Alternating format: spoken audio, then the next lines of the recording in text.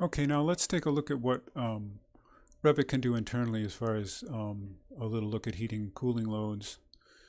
And we don't really have to do very much to get ready to go on this. I have both the prototype for the low and the high performance. You can kind of tell they're different just because of the thickness of the roof. So I'm going to go back to the low, and I'm just going to go to click on heating and cooling loads. And it's ready to go. It will allow me to calculate this right away, but I want to make sure that all of our details are set right here. I want to make sure that infiltration is set for medium. We'll change the other one to high, and new construction, and we'll go ahead and calculate that. And there we have a loads report, and let me just open that up so we can find it over here later on when we need it.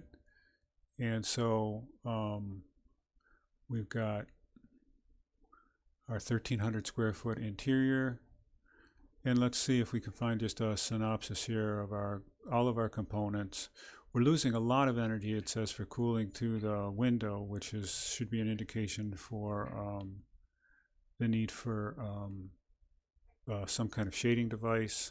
Here we still have a large part of our heating load, and this is typical too for heating and infiltration. So our big number here is that our low performing building requires 14,000 BTUs in the winter to heat it, and 41,000 BTUs at the peak load in the summer to cool it. So this is a significant issue about our south facing glazing.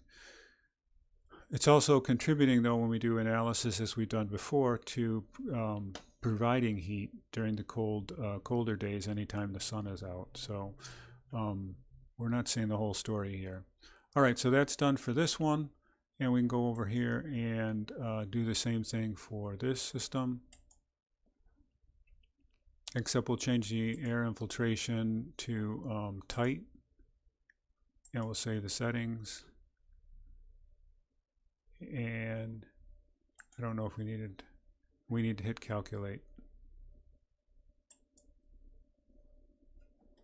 And we can zoom down here. And now we have, we've saved 4,000 BTUs through our heavier insulation. And I don't really think that's very significant. We've gone to triple glazed windows and a whole lot of other interventions. But anyway, that's our ability to improve this building. And that gives us some facts for comparison. I'll drag this one over if I can here so that it fits with the right building. I find these to be a little bit disturbing because you just don't know what document you have open.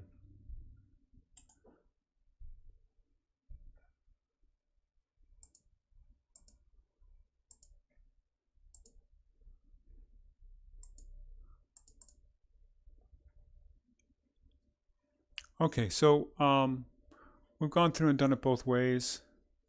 I think to me the really salient thing coming off of this is the really large requirement for cooling loads, and the idea that we've turned our south-facing glazing to the sun for maximum passive heating.